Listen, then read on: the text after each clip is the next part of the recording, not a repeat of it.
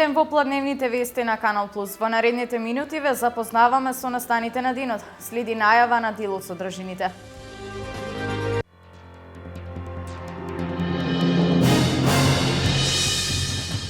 Државата има обврска да овозможи поволни услови за работа на инвалидните лица. Грант за самовработување на лицата со инвалидитет нуди новиот владин проект.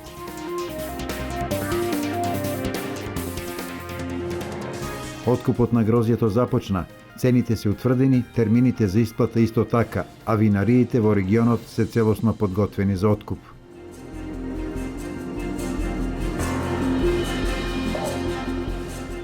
Дводневна меѓународна научна конференција на УГД за општествените промени во глобалниот свет. Учесници од 18 земји презентираат 150 трудови на правниот факултет во Штип.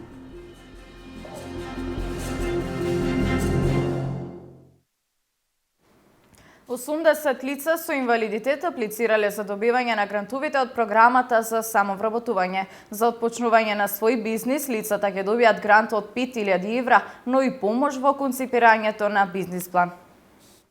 120 лица со инвалидитет пројавили интерес, од кои 80 лица аплицирале за добивање на грантовите од програмата на државата за самовработување. За отпочнување на свој бизнис, лицата ќе добијат по 5000 евра, а доколку вработат уште 2 лица, ќе добијат дополнителни 3000 евра.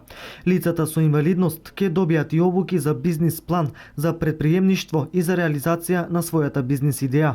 Целосниот износ на кој што може да го реализира едно лице со инвалидност доколку отвори собствен бизнис, доколку ја искористи оваа можност и доколку вработи 2 лица, бизнесол до околу 500.000 денари, што е значајна поддршка. Со овој проект им помагаме на лицата со инвалидност да ја реализираат својата замисла, им помагаме да основаат собствен бизнис. За реализација на програмата за самовработување на лицата со инвалидитет, државата ќе издвои над 59 милиони денари. Започна откупот на грозјето, квалитетот годинава е одличен, откупните цени се утврдени на државно ниво, а утврдени и рокот за исплата на откупениот род. Штипската винарија Езимит планира откуп и преработка на над 20 милиони килограми грозје од поширокиот регион.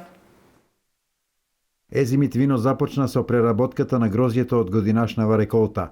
Според одговорните во оваа фирма, грозјето е со висок квалитет, се работи деноноќно со цел да се искористат поволните временски услови за да се преработи секое зрно грозје. Ние сме многу задоволни од квалитетот, претежно од врнежите и сончевите денови се испадна како порачено, како што очекувавме и како што сакавме.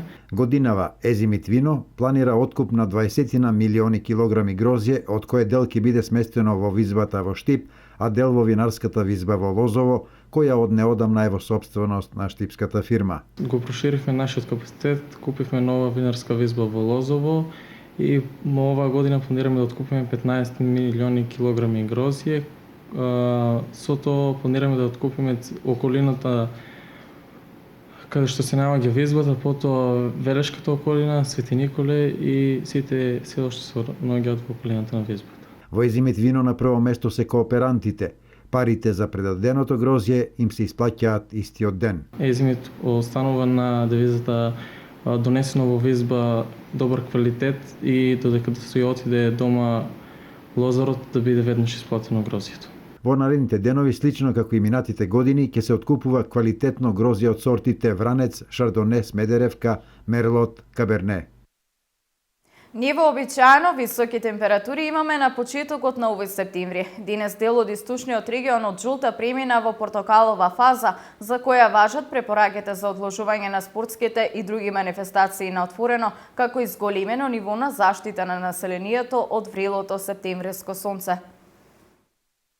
Високите температури на 30 степени ќе се задржат и во наредните денови. Самото време кај одредени случаеви предизвикува и влошување на здравствената состојба, особено кај хронично болните и постарите лица.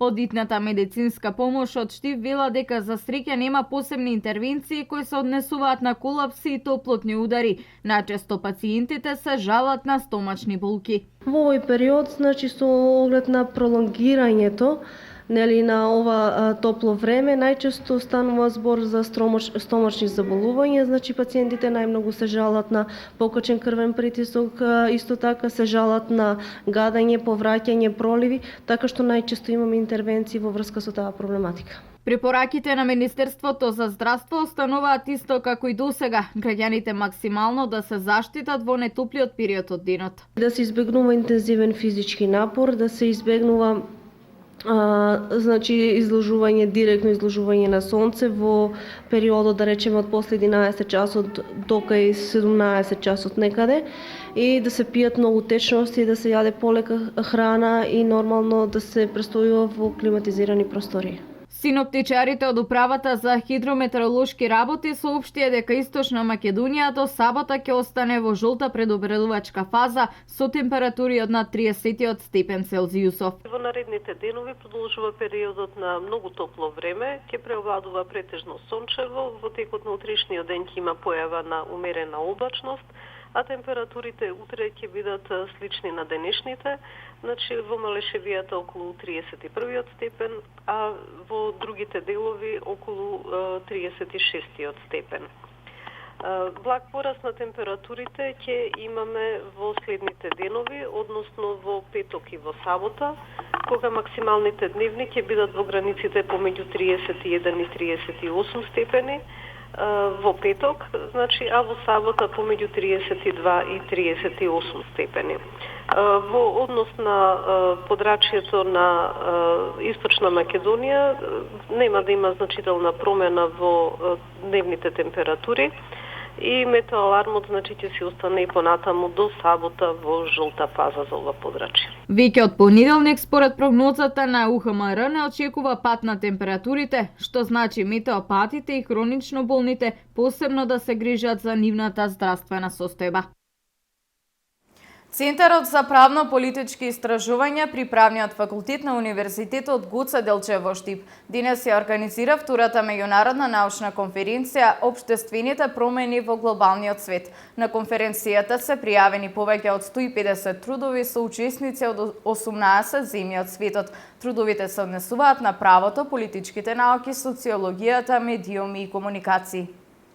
Оваа конференција денеска ја организира Правниот факултет и се однесува на одредени состојби и активности во делот на развојот на правната наука, меѓународните односи, комуникациите што постојат меѓу одредени универзитети во Руската федерација, кај нас и некои други, да кажеме, земји во Европа. Генерално гледано, реков, нормална активност на универзитетот се повеќе и повеќе се случува и тоа ќе стане секојдневно на универзитетот.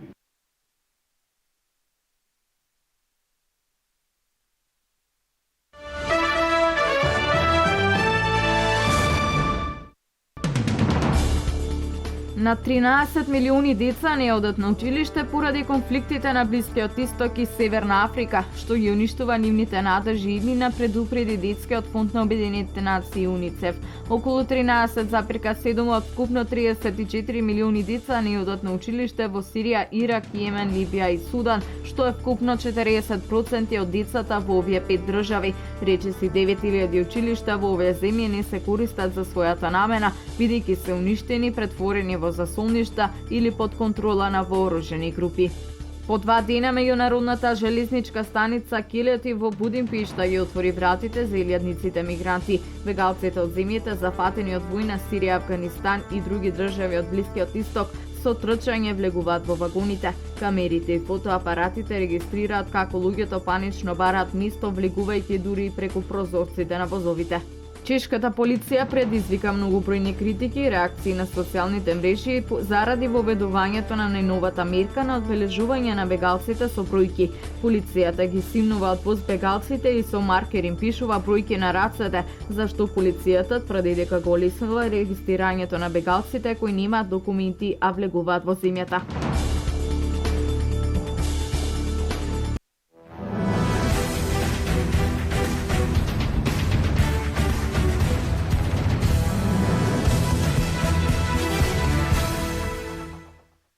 Фудбалската репрезентација на Македонија со големи подготовки за квалификацијските надпревари против Луксембург, односно Шпанија. Во изминативе неколку дена напорно се подготвува за овие надпревари. Македонија на 5 септември ќе гостува во Луксембург, а 3 дена подоцна во Скопје ќе ја пречека Шпанија. Селекторот Љубинко Друловик за овие две средби повика 22 фудбалери поради повреда отпадна напаѓачот Јован Костовски. На негово место е повикан Крсте Велковски. Друловик реши да повика и трет голман, а тоа е Даниел Божиновски.